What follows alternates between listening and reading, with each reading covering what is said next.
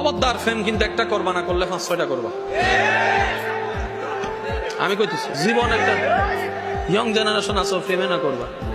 হ্যাঁ, তবে বউ যদি ফেরেশ চাও, প্রেম করা বন্ধ করো। হুজুর কাহিনী তো বুঝলাম না। আমি কই প্রেম করো কয়টা, বিয়ে করবা কয়টা? এই একটা কি 5টার ভিতরে করবা নাকি বাইর থেকে? এ তারাই কইছে বাইর থেকে। এগুলার লগে শুধু এনজয় করমু, আর একটারে কি করমু, বিয়ে করবো। তো তুমি যেরকম 5টার লগে গুইরা ছাইরা দিছো, ওই 5টারে কেউ না কেউ বিয়ে করবে না? তুমি যারে বিয়ে করবা তারাও তো কেউ না কেউ ছাইরা দিছে। এখন কি তা করিবা? তুমি যেমন অন্যের সারাটারে করবা, তোমার সারাটারে অন্য কেউ করবে। এবার যুবক ভাইরা কও, বউ কি আনফ্রেশ চাও না ফেরেশ চাও? কোনটা ফেরেশ কোনটা আনফ্রেশ জানে কে? এবার আল্লাহ কি বলে শুনো।